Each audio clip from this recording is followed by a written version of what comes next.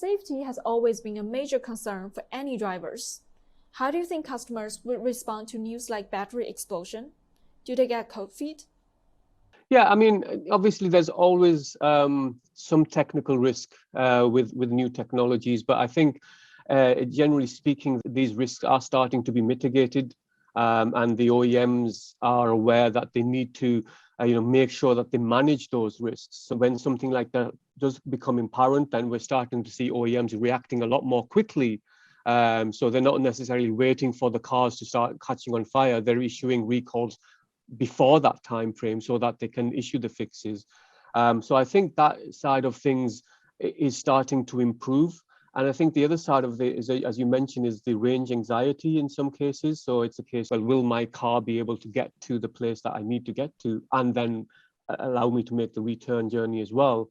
And I think certainly, it's fair to say that an electric vehicle, unless you go for the very, very top end, you're spending hundreds of thousands of dollars, you're not going to get an electric vehicle which provides you with a 600-kilometer range. In most cases, we're talking maybe 300 kilometers or so. In most cases, that's very much acceptable to a consumer, because after maybe an hour, 2 hours of driving, you're going to rest anyway. The other side of that is, well, do we have the facilities to be able to support the recharging requirements of those electric vehicles? And that is something which is starting to accelerate, I would say. I mean, certainly, again, China has a very defined plan in terms of how many vehicles and what the kind of output of recharging that they want to be able to support over the 2030, 2035, 2040 timeframe. And we're starting to see similar, kind of policies being implemented in North America and in Europe as well. With, for example, in Europe, the whole philosophy around this Fit for 55, whereby they want to be able to reduce their emissions by 55%. And then obviously as part of that, they have to be able to have the underlying infrastructure to be able to support the battery electric vehicles that they would like the consumer to be driving. So I think we're getting to a point where, we are starting to see the infrastructure in place to allow electric vehicle drivers to be able to have some confidence in their vehicles. I think the other side of this is also going to be that at some point we'll have to see kind of a balancing of the OEM portfolio. So yes, you want that high-end, high-performance electric vehicle which can provide you with the range and performance, but at the same time, perhaps you balance that with smaller electric vehicles, which are perhaps suitable only for city driving, but they provide the requirements for that city driver, because they're not going to be doing 300 miles or 300 kilometers in a single drive. They're going to be driving maybe 10, 20 kilometers per day.